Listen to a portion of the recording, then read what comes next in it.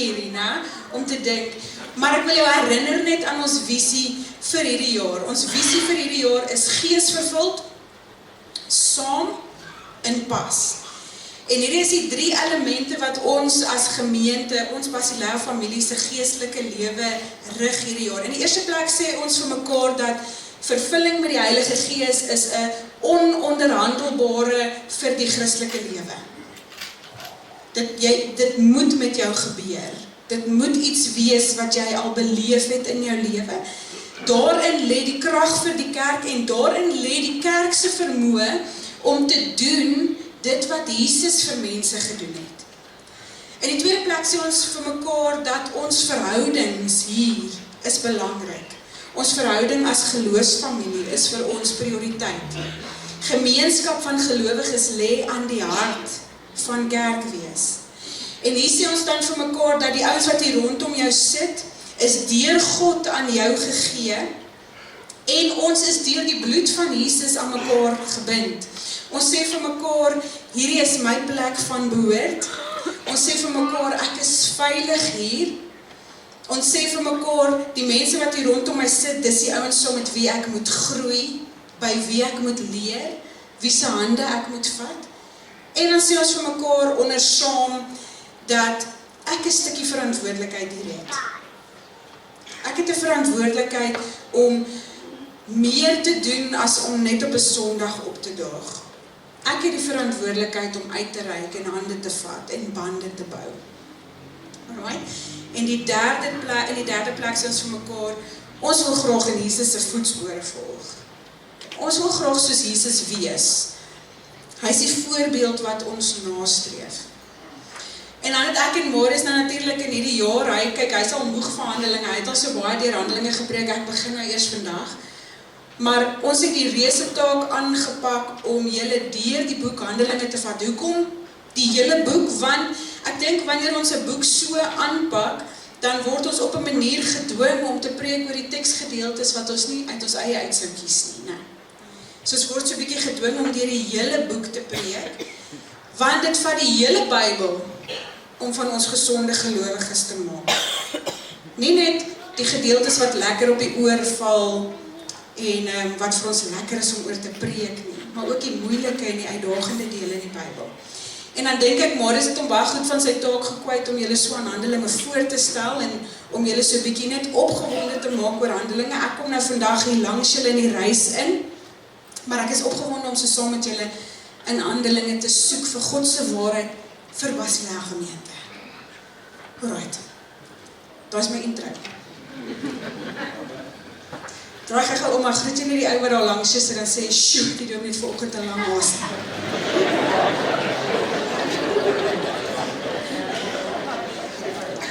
Ek groet jou vanmôre in die naam van die Vader, die Seun en die Heilige Gees. Mag jou geloof vandag aangeblaas word, sodat jy sommer net opnuut opgewonde sal raak oor alles wat God deur jou wil en kan doen. Amen. As jy jou Bybel by jou het, dan wil ek vra dat jy hom saam met my oopmaak by Handelinge 3 vanoggend. So vandag praat ons oor tekens, wonderwerke, genesings, en dis eintlik so 'n bietjie 'n hot topic in die kerk. As ek vandag vir julle gaan oor wonderwerke praat, dan het ek van 2 reaksies. Of jy's baie opgewonde daaroor, of jy's effens onseker. Jy weet nie wat om te verwag nie. Jy's bang oor wat die dominee aan die einde van hierdie erediens gaan doen. Gaan sy nou vir ons vra, ons moet opstaan en mekaar die hande oplê. Jy begin nou al dink oor wat jy kan doen om net voor die einde van die diens gou hier uit te glip. Miskien te sê het 'n nood of 'n noodgeval by die huis. Maar voor ons vanoggend na die teks toe gaan, wonder ek sommer net oor hoe dink jy oor wonderwerke? Hoe dink jy oor wonderwerke? Het jy al ooit 'n wonderwerk gesien gebeur? Of het jy al van 'n wonderwerk gehoor? 'n moderne, hedendaagse wonderwerk, nie een wat uit die Bybel uit, in die Bybelse verhaal kom nie. En het jy geglo dit wat jy gesien het? Of dit wat jy gehoor het? Was jy skepties? Het jy vrae gevra? Wat is jou teologie oor wonderwerke? Want wanneer dit by wonderwerke kom, dan is daar maar natuurlik 'n klomp vrae wat in ons harte opkom, wat in enige gelowige se gees leef. So as jy vandag 'n paar vrae het daaroor, dan trek dit nie 'n streep deur jou geloof nie. Dis goed om vrae te vra. Vrae soos, is ons nog veronderstel om vandag wonderwerke te sien gebeur? Of 'n baie moeilike ene, hoekom het God nie vir my die wonderwerk gedoen waarvoor ek gevra het nie? Of 'n relevante een, hoe kan ons meer wonderwerke in ons eie kerk sien, in Basileia gemeente sien? En vandag wil ek jou help om hierdie vrae uit die Bybel uit te antwoord, en op die einde van die dag moet ons mekaar sê, ons is 'n Bybelgemeente, 'n woordgemeente.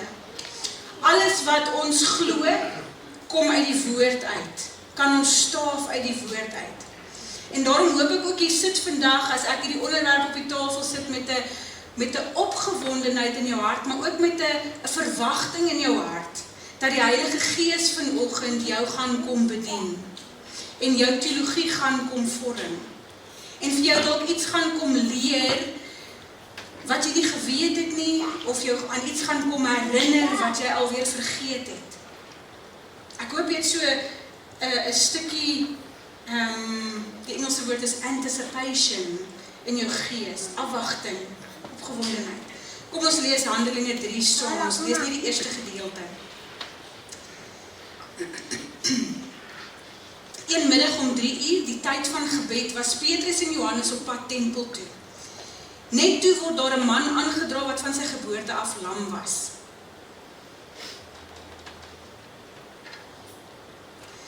Sy mense het hom elke dag by die tempelpoort, wat Mooipoort genoem is, neergesit om by die tempelgangers te bedel.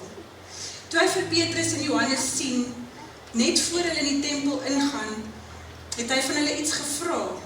Petrus en Johannes kyk hom toe stip aan, en Petrus sê, kyk na ons. Toe kyk die man na hulle, in die hoop dat hy iets van hulle gaan kry, maar Petrus sê, geld het ek nie, maar wat ek het, gee ek vir jou. In die naam van Jesus Christus van Nasaret, staan op en loop. Hy vat toe die man se regterhand en help hom op. En onmiddellik het sy voete en enkels sterk geword. Hy het opgespring en regop gestaan en hy kon loop. Daarna het hy saam met hulle in die tempel ingegaan terwyl hy geloop en gespring en God geprys het. Al die mense het gesien dat hy loop en God prys, maar toe hulle besef dat dit hy is wat voor die tempel by die Mooipoort gesit en bedel het, was hulle baie verbaas en verwonder oor wat daar met hom gebeur het. Die man het vir Petrus en Johannes bly volg, en die mense wat almal uiters verbaas was, het na hulle toe gestroom in die pilaargang van Salomo, soos dit genoem is. Nou ons stop ons teksgedeelte wat ons vandag lees net hier. Ons gaan volgende week aan, maar die res van die gedeelte gaan dan oor hoe Petrus hierdie klomp mense wat na hulle toe stroom om hierdie wonderwerk te sien, hoe hy hulle dan nou toespreek en hoe hy vir hulle vertel waarom dit gebeur het. Maar wat ons in hierdie teksgedeelte vandag sien, 'n paar goed wat ek vir jou wil uitwys voor ons oor 'n teologie van wonderwerke gaan praat. En dit is dat Petrus en Johannes was saam op pad tempel toe. Dit is opvallend dat ons hierdie twee ouens in mekaar se geselskap kry. Dink net gou 'n bietjie daaroor. Petrus was die ou wat net so paar weke van tevore vir Jesus verloon en versaak het by sy kruisiging. En nou, in hierdie oomblik loop hy saam met Johannes, van wie die Bybel vir ons sê, hy was Jesus se geliefde disipel. En Johannes, weet ons, was die ou wat by Jesus se kruis bly staan het, en wat aan die voet van Jesus se kruis gestaan het, want dit was daar waar Jesus vir Johannes aan sy ma gegee het, en sy ma aan Johannes gegee het, en gesê, julle is nou mekaar se familie. Soos weet, Johannes was tot die einde toe daar. En nou, in hierdie oomblik is hierdie twee ouens saam op pad na die tempel toe om te gaan bid. En hier wil ek dit vir jou uitwys, en ek wil jy moet dit raak sien vanoggend, dit maak saak met wie jy jou omring. Dit maak saak. Het jy Christen vriende? En nou praat ek nie net van ouens wat gelowig is en hulle self Christene noem en jy het 'n vriendskaplike verhouding nie. Ek praat van mense saam met wie jy Christen dinge kan doen. Ouens saam met wie jy tempel toe kan gaan. Spreekwoordelik. Vriende wat jou verantwoordbaar hou. Mense saam met wie jy kan bid. Het jy sulke mense in jou lewe? Nie jou kinders nie jou ouers nie, vriende, Christen vriende. Miskien sit jy hier en jy wonder hoekom die apostels aangehou het om tempel toe te gaan vir hulle Joodse gebedsure. En dat die rede daarvoor is eintlik eenvoudig dat alhoewel hulle nou Christene was, alles wat hulle van Christus geglo het uit hulle Joodse opvoeding gekom het natuurlik. So vir die eerste keer in die lig van Jesus se koms het hulle Joodse gebede nou vir hulle sin gemaak. Hulle het 'n gesig en 'n persoon gehad om te koppel aan die messiaanse belofte van die geskrifte. En die skeiding tussen die Christene en die Jode het eintlik lank gevat. Dit was eers in 70 na Christus met die vernietiging van die tweede tempel wat daar finaal 'n skeiding gekom het tussen Christene en die Jode. En dis hoekom as jy Handelinge lees, sal jy sien, elke keer as Paulus in 'n nuwe dorp gekom het, waarheen gaan hy heel eerste? Hy gaan na die sinagoges toe.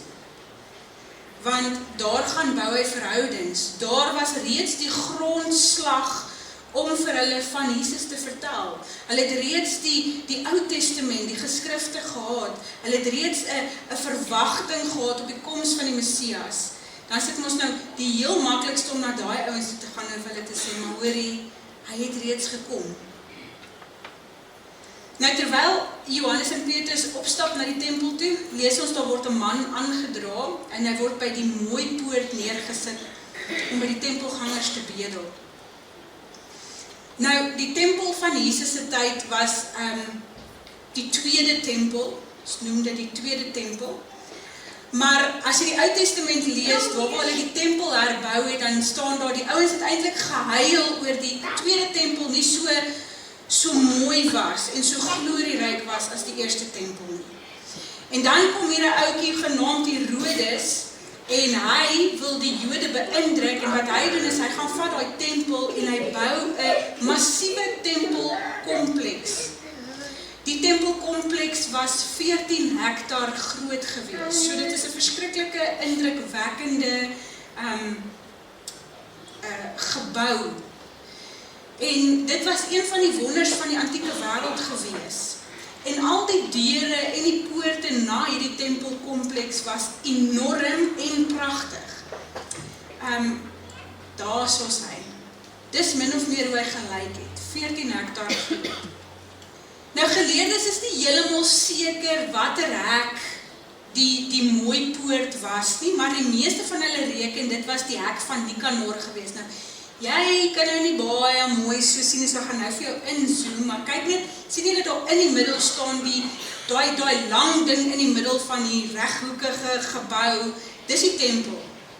Die res was deel van die voorportaal en die ingang en so, maar reg voor die tempel is daar 'n klein hekkie. Kom ek sê die volgende enetjie vir jou aan, daai enetjie. Dis die hek van Nikanor.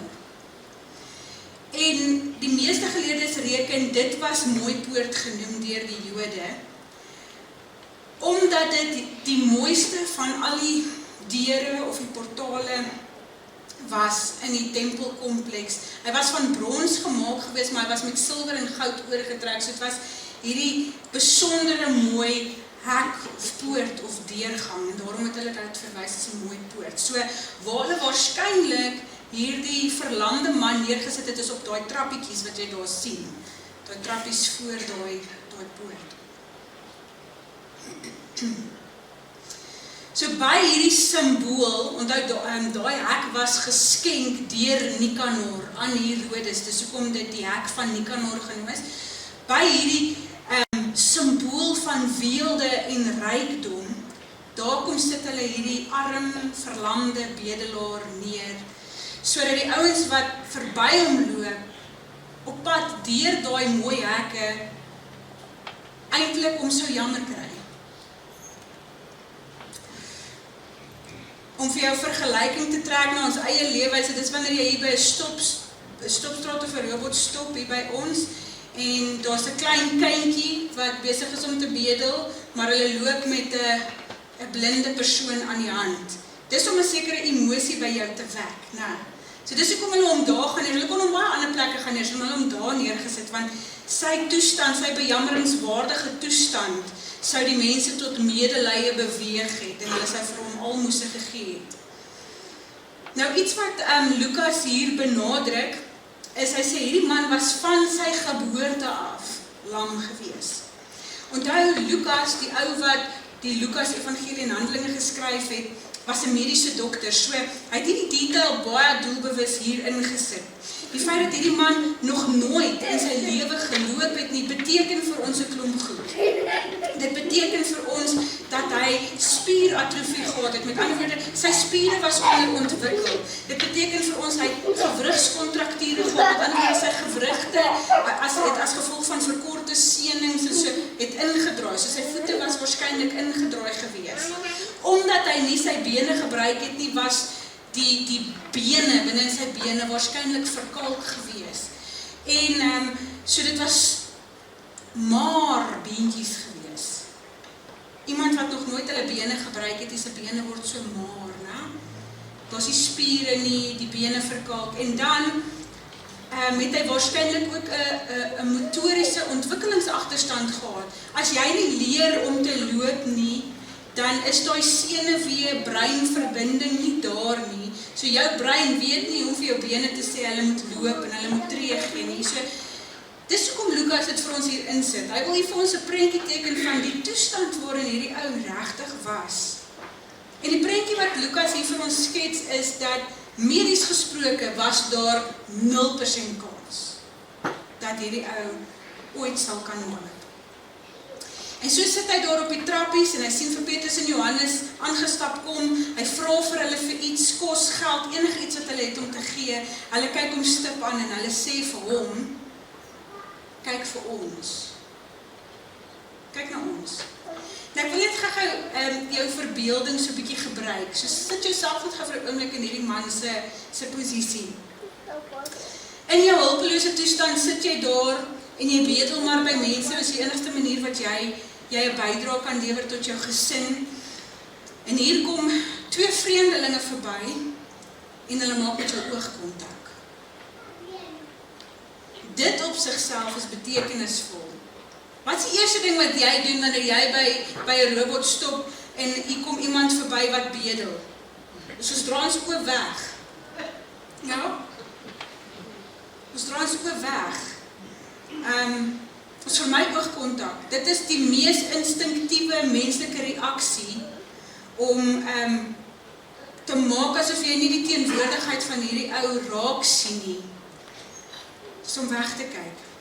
Eintlik oor jy skaam is, maar jy kyk weg. As daar ooit 'n ou was wat gewoon daaraan was dat mense nie vir hom gekyk het nie en nie met hom oogkontak gemaak het nie, was dit waarskynlik hierdie ou wat elke dag daar gesit het. Die mense wat hom geken het en gereeld daar verby geloop het doelbewus weggekyk, want elke keer as hulle daar verbyloop, voel hulle skuldig oor hulle nie vir hom iets gee nie.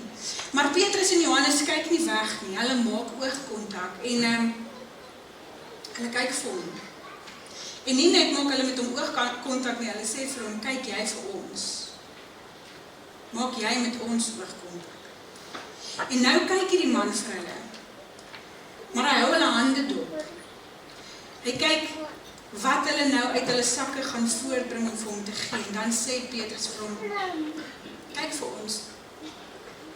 Ons het nie geld nie. Kan jy net hierdie man se teleurstelling indink? Kan jy net sy emosie indink? Dink jy nie hy dalk daar gesit en vir homself gedink, wat 'n siek grap is dit nie? Julle sê dan ek moet vir julle kyk. Nou wil julle net vir my sê julle het niks om vir my te gee nie. Mok julle my. Maar Petrus stop nie daar nie, hy gaan aan, hy sê, hy beveel hierdie man in Jesus se naam om op te staan en te loop. Hy steek sy hand uit en hy help hierdie man regop. En onmiddellik, so sê die Bybel, het daar krag in sy bene en enkels, staan daar, bene en enkels gekom. of sy voete en enkels. En onmiddellik was daai nuttelose, pap, swak, onderontwikkelde ledemate gesond en reg. Hy kan staan. Hy kan loop. En net 'n vers verder sien ons, hy spring. Nou op die plaas het ek al menigte skaapgeboortes. Wie van julle het al gesien as 'n skaapie gebore word? Enige dier eintlik for that matter, maar ek het nou al baie skaapgeboortes gesien en of behartig. As julle weet wat ek weet, sal julle my voortaan nie met die hand groet nie. Maar dit verstom my altyd, as daar 'n lammetjie gebore is, hoe vinnig daai lammetjie op sy voete is en begin drink. Maar daar's 'n verskriklike oulike ding, ek geniet dit vreeslik. Van die eerste keer wat ek dit daar by Vrugbyplaas gesien het, nou nog is my gunsteling by die ding by die skape. Wat 'n klein lammetjie doen, as hulle voete gevind het, en dit is hulle begin bokspring. Het julle dit al gesien? Ag man, dis te cute. Dit gebeur, maar dit gebeur nie dadelik nie. Hy staan eers op en hy drink. Binne die eerste 2 ure na sy geboorte moet hy al op sy beentjies wees en begin drink.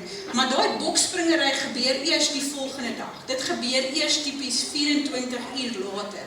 Wanneer hierdie skaapie nou besef, ek lewe, ek het bene en ek kan spring. Dan bokspring hulle daai hokke vol. Dit is te oulik. Maar dit gebeur eers 24 uur later. Hierdie man in Handelinge 3, sy bene word, daar staan onmiddellik sterk. Hy staan dadelik op. Hy begin huppel en spring. Hy begin bokspring soos hierdie skapie. So, selfs so vinnig soos wat 'n skapie se ontwikkeling vir my is, soveel vinniger was dit wat met hierdie ou gebeur het. Ons kan onsself dit amper nie indink nie, maar dit was oombliklik gewees. 'n Absolute mediese wonder. Hier is een van daai stories wat as 'n dokter dit sien gebeur, sal hy sê, ons kan dit nie verklaar nie. Ons weet nie hoe dit gebeur het nie, dit het gebeur.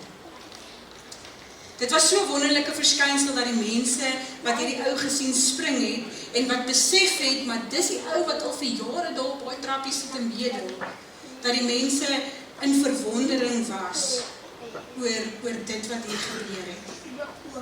Alright, kom ons praat so 'n bietjie oor wonderwerke. 'n Goeie Bybels gegronde teologie oor wonderwerke. Teoloë stem nie saam oor hoe ons oor wonderwerke moet dink nie. So jy moet nie vandag jou ore uitleen aan teoloë nie. Jy moet vir die Here vra en vir die Heilige Gees vra vir leiding hieroor. Party sê tekens en wonders was net vir die vroeë kerk gewees. Dit was om die kerk te jumpstart. Anders sê nee, wonderwerke gebeur vandag ook. Ons sien dit net min gebeur. En dan is daar ander kerkdenominasies wat sê nee, in elke erediens moet daar 'n wonderwerk gebeur. So ons het hierdie 3 verskillende uitgangspunte. Ons het so 'n yskoud, 'n medium en 'n vuurwarm. En hier ergens moet jy jouself nou vanoggend vind. Maar dit is vir ons moeilik en dit moet ons te kenne gee vandag. Dit is vir ons moeilik om aan wonderwerke te dink as gevolg van die radikalisering van wonderwerke waaraan ek en jy in ons Suid-Afrikaanse konteks blootgestel word. Ek praat nou van ouens wat mense laat gras eet of petrol drink of ouens wat ouens met doom in die gesig spuit. As jy aan wonderwerke dink, dan spring jou kop outomaties en sonder dat jy self eintlik daar, dit is net 'n ding wat in jou gees gebeur. Jy dink aan daai goed. Want dit is in ons gesig, dit is in ons nuus, dit is die goed waaraan ons blootgestel is. En soveel so dat ons skepties raak wanneer ons die woord wonderwerk hoor. En as ons die woord wonderwerk hoor, wonder ons wie het nou vir wie betaal om wat te doen. Of wie het nou weer wat se ekstreme ding gedoen. Dis waar in ons koppe gaan. So as ek vandag oor wonderwerke begin praat, wil ek net hê jy moet in voeling wees met dit wat in jou eie hart aangaan. Jou eie vooropgestelde idees wat jy dalk het. En ek wil hê jy moet dit wat in jou gees leef regtig onder die gesag van die Heilige Gees kom stel en dit aan die waarheid van die woord kom toets. So die Bybel leer ons 'n klomp goed oor wonderwerke. Ek wil net so 3 noem. Nommer 1. Leer die Bybel vir ons, dit gaan nie oor wonderwerke nie. Ek dink ek het dit op beskryf hier gesê. Dit gaan nie oor wonderwerke nie. So, net so, by the way, wonderwerk is nie 'n woord wat in die Nuwe Testament gebruik word nie. Daar word 2 woorde gebruik om na die bonatuurlike werke van die Heilige Gees te verwys, en dit is die Griekse woorde semeion en teras. Semeion beteken teken en teras beteken wonder. En dit word gewoonlik in kombinasie gebruik, belangrik om te sien. So wat is 'n teken? 'n Teken wys na iets toe. Die teken is nie die iets nie. Die teken wys na iets toe. Die beste verduideliking wat ek hiervan gehoor het is dit, en nou het ek dit gaan toets by ons eie huis, ons het ons eie klein nuwe hondjie. Ja, ons het gevoel, dis nie genoeg net om ons lewe te ontwrig met 'n nuwe babietjie nie, ons wou 'n nuwe hondjie ook hê. Dis 'n klein boerboel, haar naam is Sky, Tiani het haar gedoop. Sy is vernoem na 'n Paw Patrol hondjie. Maar Sky is dom. Klein hondjies is dom. Jy kan vir Sky 'n bal gooi, en dan staan sy en sy kyk vir jou. En dan kan jy vir sê, Sky, daar. Dan staan nou, maar sy kyk net vir jou hand. Sy kyk na waarna toe jy, sy kyk nie na waarheen jy wys nie, sy kyk na jou hand, sy kyk vir die ding wat wys. En partykeer raak Christene so oor wonderwerk. Ons soek die wonderwerk, ons soek die hand wat wys. Maar ons kyk nooit verby die hand na dit waarna toe die hand wys nie. 'n Teken wys na iets toe. Dit is nie die iets nie. Dit is nie die belangrike ding nie, dit wys na dit wat belangrik is. Wat is 'n wonder? 'n Wonder is iets wat verwondering by mense wek. Wonderwerke is deur God so ontwerp om verwondering by mense te skep. Verwondering waaroor? Oor Jesus natuurlik. Nooit het wonderwerke daaroor gegaan om die apostels belangrik te laat lyk nie. Tekens en wonders het altyd ten doel om Jesus te verheerlik. Om mense na Jesus toe te wys. Ons is nie veronderstel om obsessief te raak oor tekens en wonders nie. Ons is veronderstel om obsessief te wees oor die Jesus na wie daai wonders en tekens na wys. Alright. In Matteus 12 kom die Fariseërs na Jesus toe en hulle sê, ons wil graag 'n wonderwerk sien. Wys vir ons 'n wonderwerk. Dan sal ons glo. En dan sê Jesus hierdie ding vir hulle skerp. Hy sê vir hulle 'n skerp ding. Hy sê, 'n slegte en owerspelige geslag soek na 'n teken. Okay, wat beteken dit? Dink gou wat is oorspel? Oorspel is om iemand met iemand anders te vervang. So Jesus sê vir die Fariseërs dit. Hy sê, julle wil tekens in my plek sit. Julle sal eerder die teken glo, as wat julle die Messias wat hier voor julle staan glo. Julle soek na die verkeerde goed. Julle soek 'n teken, julle soek 'n wonderwerk, in plaas daarvan dat julle vir Jesus soek. So die Bybel leer ons, dit gaan nie oor die wonderwerk nie. Die wonderwerk is daar om te wys na Jesus, om aandag en fokus op Jesus te plaas, om Jesus te verheerlik. Right. Die tweede ding wat ek vir jou wil sê oor wonderwerke uit die Bybel uit is, wonderwerke moet altyd aan God se gesag getoets word. Hier kom ons by 'n kriebelrige ding, miskien maak hy jou kriebelrig. Hoekom sê ek so? Want nie alle wonders en tekens kom van God af nie. Okay? Die Bybel sê dit vir ons. Die Bybel stel dit vir ons so, dat die duiwel ook tekens en wonders sal doen. Nou wonder jy, waar staan dit? 2 Tessalonisense 2 vers 9, ek lees om vir die 2020 vertaling sê, deur die werking van Satan sal die koms van die wettelose mens gepaard gaan met volle magsvertoning, met bedrieglike tekens en wonders. Alright, glo my nog nie. Jesus sê dit self in Matteus 24. Hy sê, want vals Christusse en vals profete sal na vore tree en hulle sal groot tekens en wonders doen om indien moontlik selfs die uitverkorenes te mislei. So wat jy hier moet hoor is, wat ook al God skep, gaan die duiwel probeer namaak. En so is dit dan nie net so dat net die Heilige Gees wonders en tekens doen, die onheilige geeste doen ook sekere tekens en wonders om mense te mislei. En dit is 'n baie belangrike ding om te hoor. Baie mense maak aanspraak op wonderwerke. En daai tyd toe ons as studente in Hielbrau gaan uitreike gehou het, dan het ons altyd gelag vir daai goedjies wat teen die lamppale geplak was. Daai Call Prophet Buyo to find your lost love. Julle weet daai, ek het al 'n paar ander snaakses ook gesien, maar kom ons bly by die lost love ene, né?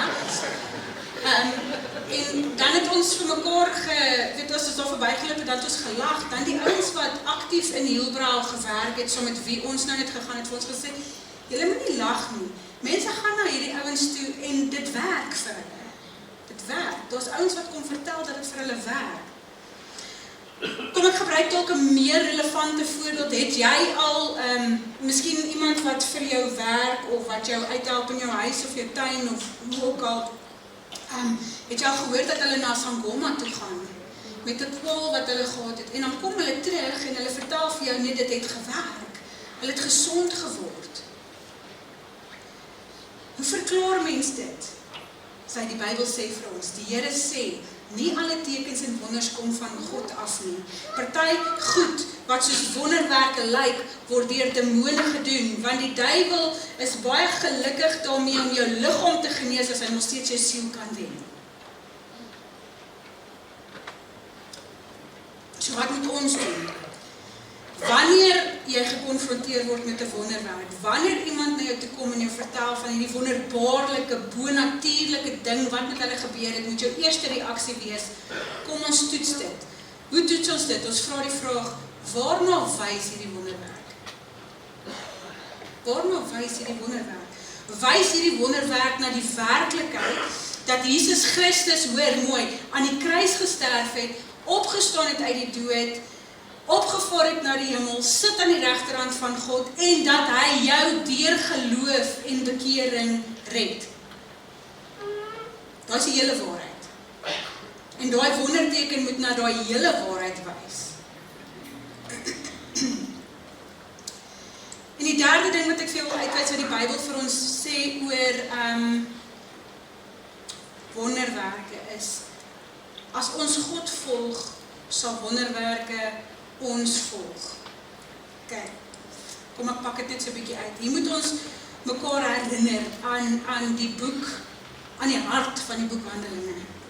Die hele boek Handelinge is die vervulling van een belofte, die belofte van Handelinge 1 vers 9, waar Jesus sê, julle sal krag ontvang wanneer die Heilige Gees oor julle kom en julle sal my getuies wees. Nou net 'n bietjie later, wanneer die mense in die tempel agter Johannes en Petrus aanloop, na hulle die genesing van hierdie verlamde man gesien het, dan stop Petrus hulle en hy sê vir hulle in vers 12, wat ons nou nie vandag gelees het nie, dan sê hy vir hulle, hoekom kyk julle so vir ons asof ons dit deur ons eie krag gedoen het? Dis nie deur ons krag wat hierdie ding gebeur het nie. Maar, om met die Heilige Gees vervul te wees, beteken dat ons handel en wandel in die wonderbaarlike krag van die hemel. Miskien sit jy nog hier en dink, maar daai krag waarvan Jesus gepraat het, was net vir daai ouens, dit was net vir daai tyd, en dit was net vir die vroeë kerk, en net vir die apostels. En hier is waar daar 'n groot struikelblok vir ons verstaan van die werking van die Heilige Gees. Ons reformatoriese voorvaders het gereken, wonders en tekens, die wonders en tekens van Handelinge, was net hierdie unieke, eenmalige fase in die kerk se geskiedenis. Nou wil ek vir jou sê, ek kan dit nie uit die Bybel uitstaaf nie. Ek kan nie hierdie standpunt uit die Bybel uitstaaf nie. Inteendeel, as ek die Bybel lees, dan sien ek, Markus 16 vers 17 tot 18 sê, die volgende wonderteken sal voorkom by die wat glo. In my naam sal hulle bose geeste uitdrywe, in ander tale sal hulle praat, met hulle hande sal hulle slange optel, en as hulle iets drink wat dodelik giftig is, sal dit hulle geen kwaad doen nie. Hulle sal siekes die hande oplê en die sal gesond word. Dis Jesus aan sy disippels na sy opstanding. En hier sê Jesus, wondertekens is iets wat gebeur wanneer iemand in hom glo. Johannes 14 sê Jesus, dit verseker ek julle, wie in my glo sal ook die dinge doen wat ek doen, en hy sal nog groter dinge as dit doen, omdat ek na die Vader toe gaan. En dan in 1 Korintiërs 12 tot 14 kry ons daai lang lys van geestelike gawes, en ek sien nie by daai geestelike gawes 'n tydsbeperking nie. Ek sien nie dat dit ergens iewers gaan stop nie. Ek sien dat dit vir die kerk vandag nog is. So my oortuiging teenstrydig met die ouens wat sê dit was 'n eenmalige gebeurtenis, is dat God steeds werk deur sy kerk, deur tekens en wonders wat aan die evangelie, die goeie nuus van Jesus gekoppel is. God werk steeds bonatuurlik. Ek moet dit glo. God doen steeds dieselfde tekens en wonders as in Handelinge. En hier van julle wat hier so sit, wat dit al op 'n manier beleef het, wat daarvan kan getuig. Dat God iets vir jou of vir iemand in jou lewe iets bonatuurlik gedoen het. Die bonatuurlike werke van die Heilige Gees het nie opgehou nie. Wonderwerke het nie opgehou nie. Handelinge is net die begin van die kerk, maar dit is vir ons 'n bloudruk van wat moontlik is as die kerk geesvervul saam in pas met Jesus leef. 'n Bloudruk. Nou hoe Petrus dit vir hierdie man sê is vir my opvallend. Hy sê in vers 6, geld het ek nie. Ons ken dit as silwer en goud. Het ek nie. Maar wat ek het, gee ek vir jou.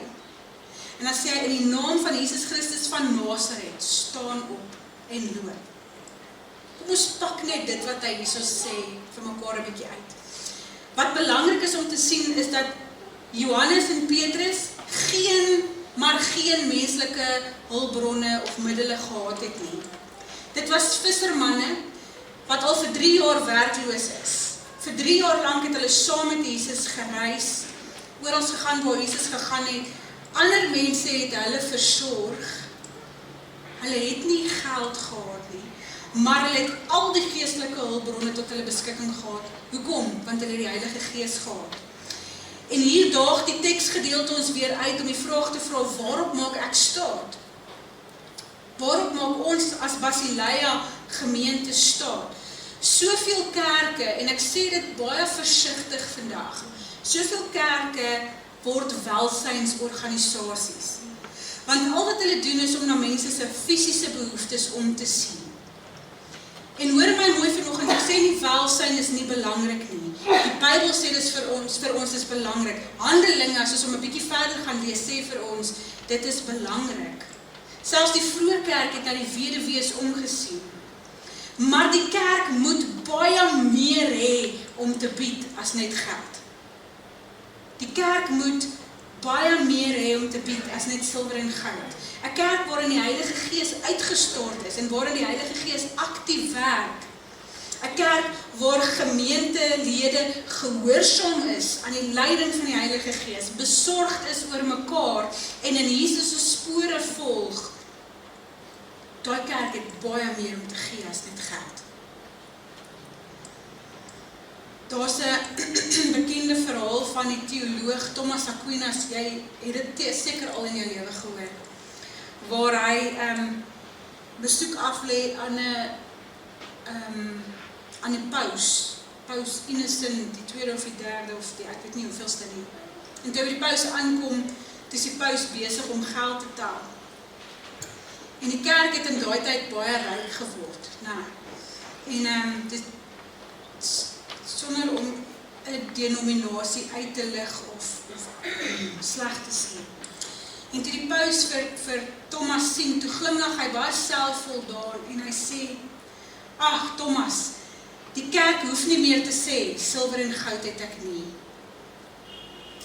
En Thomas was baie verontwaardig oor hierdie woorde en het vir 'n oomblik stil daaroor nagedink en toe antwoord hy die paus en hy sê, ja, Heilige Vader, maar daarom kan die kerk ook nie meer vandag sê, staan op en loop. Nou, ons weet in die middeleeuwe het die kerk materiële rykdom gekry, en ergens in daai proses het die kerk sy geestelike gesag verloor. En hoor mooi, dit wat ek vandag vir jou hier uit wil sê is, die grootste gevaar vir 'n kerk, die grootste gevaar vir 'n individuele gelowige is sukses sonder afhanklikheid. Dis wanneer ons begin dink, ons het nie meer die gees nodig nie. Dis wanneer ons begin dink, ek het genoeg in my sak om te gee. Dis wanneer ons eerder uit ons sak begin gee, as uit ons harte en met ons hande. Die kerk is besorgd oor mense se welsyn, maar die kerk is nie 'n welsynsorganisasie nie. Ons moet dit vir die wêreld bied, wat hulle nêrens anders kry nie. Ons moet vir hulle Jesus gee. Die tweede ding wat Petrus hier sê, waarop ek wil fokus is, hy sê, in die naam van Jesus van Nasaret, staan op en loop.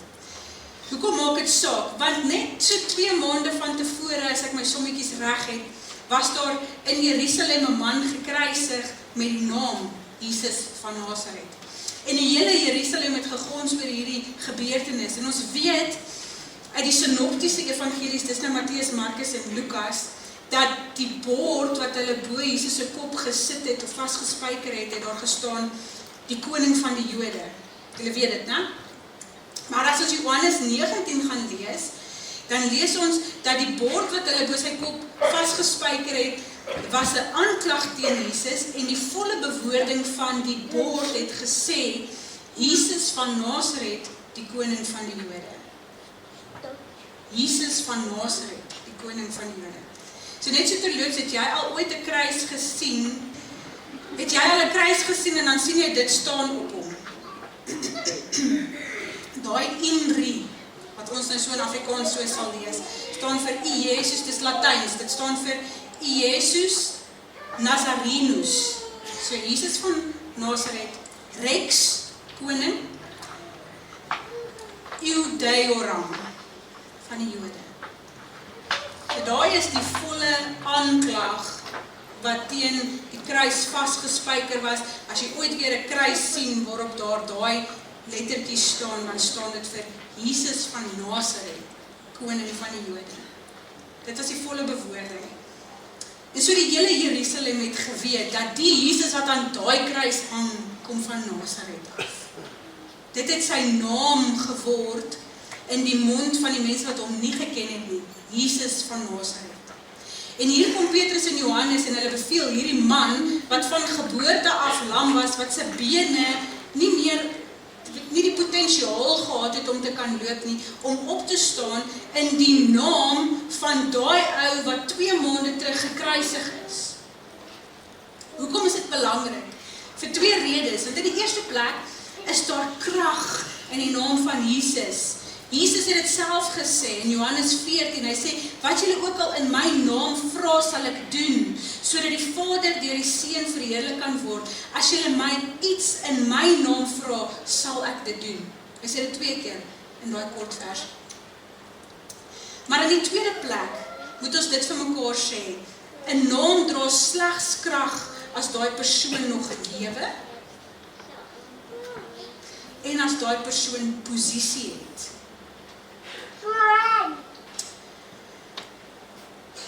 So wie van julle het kinders? As jy jou een kind stuur om jou ander kind te gaan roep, en hulle gaan roep net die kind vir ete of vir whatever, dan kom hulle nie. Maar as jy jou kind stuur en sê, gaan sê vir jou boetie, mamma sê, julle moet kom eet, dan kom hulle aangehardloop. Hoekom? Want mamma het gesê. Mamma se naam is gekoppel aan hierdie opdrag. 'n naam dra slegs krag as daai persoon nog lewe. So net voor Jesus se hemelvaart verskyn aan sy disippels en hy sê vir hulle, aan my, na sy opstanding, aan my is alle mag gegee in die hemel en op aarde. Gaan na die nasies toe, maak hulle my disippels, doop hulle in die naam van die Vader, die Seun en die Heilige Gees. As Jesus nog dood was en in die graf was, dan sou daar geen krag in sy naam gewees het nie. Maar omdat hy lewe, omdat hy opgevaar het na God, omdat hy langs God sit op die troon, aan die regterhand van die Vader, en omdat al die mag in die hemel en op aarde aan hom gegee is, het hy die magtigste naam. Die magtigste naam. Hy sê vir hulle, aan my is alle mag gegee. Ek kan alles doen. Petrus maak seker, dat almal wat hierdie geneesde man sien, weet, dat hulle dit nie in hulle eie krag gedoen het nie, maar dat hulle beroep het op die naam van die een aan wie al die mag in die hemel en aarde behoort, Jesus Christus van Nazareth. Daar's krag in die naam van Jesus. Wat beteken dit as ons dit sê? Dit beteken nie, Jesus se naam is 'n magiese towerspreek, wat ons net aan die einde van ons wenslysie kan sit, om alles te kry wat ons wil hê nie. Party mense bid so. Ons vra alles wat ons wil hê en aan die einde dan sê ons dit in Jesus se naam. Is nie towerwoorde nie. Om jou op Jesus se naam te beroep is om na God toe te kom en te sê, Here, ek kom nie na U toe op grond van my meriete nie, maar op gesag van Jesus. Dis hoe Petrus hierdie bedelaar aanspreek. Hy sê, silwer en goud het ons nie. Met ander woorde, ek het nie meriete nie. Ek het nie aardse middele nie. Daar's krag in die naam van Jesus, want Jesus leef, Jesus is steeds aktief, Jesus werk deur sy Heilige Gees in sy kerk. En wanneer Jesus se naam in geloof aangeroep word, dan tree die lewende Christus self op met goddelike gesag. Hy red, hy vergewe, hy bevry, hy genees, hy werk. Dis nie 'n towerspreek nie, dis 'n beroep op 'n koning wat lewe, aan wie al die mag in hemel en aarde behoort. En die krag lê nie daarin in hoe hard jy dit sê of in hoeveel keer jy dit sê nie. Die krag van daai naam lê absoluut alleen in Jesus se autoriteit. Dit gaan oor wie Jesus is. Wat weerhou jou daarvan om vir mense te bid vir genesing in hulle lewe? 'n Ongesonde fokus op jouself. Jy sê vir jouself, ja, die ouens wat dit gedoen het was apostels, hulle het 'n baie hoër geestelike rang as ek gehad, of wie's ek? Ek sondig, ek maak baie droog, ek het nie die geestelike dissipline nie, ek is nie 'n goeie Christen nie, ek lees nie my Bybel genoeg nie, ek hakkel as ek voor mense moet bid. Wie's ek dan nou om vir enige iemand te bid vir genesing? Hey, die teksgedeelte sê vir ons, dit gaan nie oor jou nie. Dit het nie oor Petrus en Johannes gegaan nie. Dit gaan nie oor jou goedheid, of jou vroomheid, of jou geestelike dissipline nie. Dit gaan oor Jesus se autoriteit, Jesus se mag in die hemel en op aarde, en die feit dat hy jou as sy kind, deur die Heilige Gees die toestemming gee, om enige iets in sy naam te vra. Nou moet ons die ongemaklike ding vir mekaar sê, want ek weet julle almal sit hier en dink dit. Dis hoekom nie een van julle smaal nie. Julle almal dink, ja, maar dit gebeur nie altyd nie. Nou wat maak ons nou daarmee? Ons moet nie Handelinge 3 lees soos 'n pilleboksie se pamflet nie. Het jy al ooit 'n pilleboksie? Gaan lees jou Penados, net Penados. Nie 'n skerry pil nie, net 'n Panado. Gaan lees sy pamflet. Dan vertel hy vir jou alles wat kan verkeerd gaan. Al die neeweffekte van daai pil wat met jou kan gebeur. Maar die probleem is, as jy daai papier klaar gelees het, dan is jy nie eers meer lus vir daai Panado nie. Jy's eintlik bang om daai Panado te gebruik, want jy weet van alles wat kan verkeerd gaan. Ja, ek is nou daar, as ek vir die kinders medisyne moet gee, dan lees ek, dan bestudeer ek. Ek maak 'n wetenskaplike studie van daai pamflet, en as ek hom klaar gelees, dan besluit ek die kind is gesond. Ons moenie vanoggend Handelinge 3 so lees nie. Ek gaan nie vir jou 'n lys redes gee oor hoekom dit potensieel nie gebeur wat jy vir iemand bid, of wat jy vir God gevra het, of wanneer jy vra dat die Here iemand gesond maak nie. Ek wil nie vanoggend fokus op waarom wonderwerke nie altyd gebeur nie. Ek wil vandag vir jou sê, dit kan gebeur. Ek het dit al gesien gebeur, en ek wil nie hê jy moet hier uitstap onder 'n dieper indruk van wat God nie gaan doen, as van wat hy wel kan doen. Want dis hoe ons Christene hierdie onderwerp benader. Ons is eerder versigtig. Handelinge 3 wil vanoggend vir jou opgewonde maak oor wat God wil en kan doen en partykeer sal doen. Hoekom partykeer? Want ons weet nie wat sy wil is nie. Ons weet nie wat sy volmaakte plan is nie. En Handelinge 3 wil hierdie diep verwagting by jou skep dat die Heilige Gees deur jou in ander se lewens wil werk om hulle aan Jesus bekend te stel. So kom ons praat dalk nou oor iets wat in van julle se harte leef. Miskien sit jy hier en jy dink by jouself, ja, maar ek het al gebid. Ek het 'n ma of 'n pa of 'n boetie of 'n kind of 'n ouma of 'n kollega of 'n whoever gehad wat siek was en ons het gebid, dominee, ons het hard gebid. Ons het dag en nag op ons knieë deurgebring. En God het niks gedoen nie. Miskien het jy al daai teleurstelling beleef. Miskien beleef jy op hierdie oomblik 'n stuk emosie daaroor. Dan wil ek hê jy moet aandag gee aan daai emosie, want die Heilige Gees wil met jou nou daaroor praat. Die Heilige Gees wil jou teleurstelling in God aanspreek, want ons moenie in God teleurgesteld wees nie, dit is gif. Dit is gif vir ons geestelike lewe. Die Bybel help ons ook hiermee. Daar's 'n paar voorbeelde in die Bybel van gelowiges wat vra vir wonderwerke en dan gebeur dit nie. Eerste ou wat ons sien is Dawid. Hy bid en hy smeek by God vir die lewe van sy kind, maar die kind sterf. Jesus in die tuin van Getsemane het vir God gevra, vat hierdie lydensbeker van my af weg. Was nie God se wil nie. Dit het nie gebeur nie. In 2 Korintiërs 12 lees ons van Paulus. Paulus sê hy is ernstig siek of hy het ernstig lyding.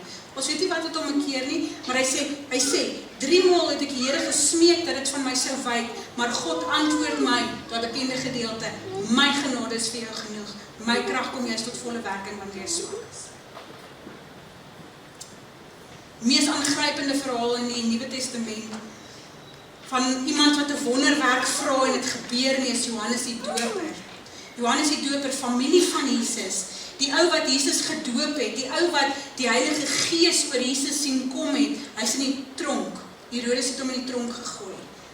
En hy stuur van sy disippels na Jesus toe om vir Jesus te gaan vra, is jy dan nou die een wat sou kom of moet ons iemand anders verwag? Hy weet wie Jesus is, hy weet wat God kan doen, maar hy sit hier in die tronk en niemand maak vir hom die tronkdeure oop nie. En hy begin wonder, maar is Jesus dan nou regtig die Messias? En Jesus gaan hom nie uit die tronk uit nie. Maar Jesus stuur vir hom hierdie antwoord. Hy sê, gaan vertel vir Johannes wat jy hoor en sien. Blindes sien, lammes loop, melaatses word gereinig, dowes hoor, dooies word opgewek en aan armes word die evangelie verkondig en gelukkig is jy as jy nie in my begin twyfel nie. Sjoe, hier daag die Here ons uit. Wat wil ek vanmôre vir jou sê? Dit, moenie jou teologie bou op dit wat God nie gedoen het nie. Bou jou teologie op wat God kan doen, wat hy al gedoen het en wat hy beloof het om weer te doen. Moenie jou teologie van wonderwerke bou op twyfel nie. Bou dit op die woorde van Matteus 11 vers 19 wat sê, God tree met wysheid op en sy werke bewys dit. Hier moet ons vir mekaar sê, God genees elke Christen. Hoor mooi, op een van 3 maniere. Of onmiddellik deur 'n wonderwerk, of geleidelik deur medisyne en medisyne, of uiteindelik in die ewigheid. Maar God genees elke gelowige. Miskien nie altyd op ons manier of hoe ons dit graag sou wou gehad het nie, maar God tree altyd met wysheid op. God weet beter as ek en jy. So hier sit ons vanmôre met Handelinge 3 en dit is veronderstel om jou opgewonde te maak, opgewonde oor wat God kan doen, opgewonde oor wat Jesus vir jou aan die kruis gedoen het, opgewonde oor die Heilige Gees wat in Basileia gemeente uitgestort is, wat ons bekragtig om hierdie goed te kan doen, opgewonde om vir mense te begin bid en op te tree en Jesus se naam in mense se situasies in te roep. En nou kan jy by jouself dink, dis onverantwoordelik. Is onverantwoordelik om net rond te gaan en vir mense te bid vir wonderwerke. Kom ek sê vir jou wat is onverantwoordelik. 'n Kerk wat hier sit en niks doen nie. Dis onverantwoordelik. 'n Kerk wat geen verwagting in hulle gees het nie. 'n Kerk wat geen expectation het dat die Heilige Gees op 'n wonderbaarlike manier gaan opdaag nie. Dis gevaarlik. Ek en jy kan hierdie jaar deur Handelinge werk met 'n vergrootglas, ek is nou klaar. En ons kan aan die ander kant daarvan uitkom onaangeraak. Ons kan. Handelinge, die verhaal van die vroeë kerk en die werking van die Heilige Gees in die vroeë kerk moet vandag by jou 'n verwagting skep. 'n Verwagting om te sien hoe die Heilige Gees werk. Nie 'n verwagting om net te hoor nie, ander mense se stories te hoor nie, maar 'n verwagting om dit self te leef. Want die Heilige Gees is mos in jou, in my, in Basileia gemeente. So kom ons by die laaste vraag uit wat ek vandag net wil aanspreek en ek gaan hom vinnig doen. Hoe kan ons meer wonderwerke in Basileia gemeente sien? Die kort antwoord is, ons moet bid vir mekaar. As jy hier is, of jy is deel van 'n Bybelstudiegroep of 'n omgegroep en jy hoor iemand het 'n behoefte of iemand worstel met iets, moet asseblief nie vir daai ou sê, ons sal vir jou bid nie. Vat daai ou net daar en bid net daar vir daai ou. Roep God in daai oomblik aan. Roep die autoriteit, die gesag van Jesus van Nasaret in daai persoon se lewe in daai oomblik in. Vertrou die Heilige Gees om op daai oomblik jou hand uit te steek en daai persoon op te help. Hier wil ons die sirkel toemaak vandag. Ek wil hê jy moet die verbintenis sien tussen gebed en wonderwerke. Johannes en Petrus was op pad tempel toe om wat te gaan doen, om te gaan bid. Ek tel 11 keer in Handelinge waar gebed en tekens en wonders aan mekaar gekoppel word. En hier's wat Jesus sê. Jesus sê dit. Hy sê die sleutel om te ontvang is wat? Om te vra. Matteus 7 vers 7, vra en vir julle sal gegee word, soek en julle sal kry, klop en vir julle sal oopgemaak word. En dan kom Jakobus en hy voeg by in Jakobus 1, dis soos Jakobus wat Jesus se boetie was. Ja. So hier kom 'n ou wat ook maar 'n pad met Jesus gestap het. En hy sê, moenie soos, jy moet gelowig bid en nie twyfel nie. Want iemand wat twyfel is soos 'n golf wat deur die wind aangejaag en heen en weer gedryf word. So 'n mens wat altyd aan die twyfel is onbestendig in sy doen en late en hy moenie dink dat hy iets van die Here gaan ontvang nie.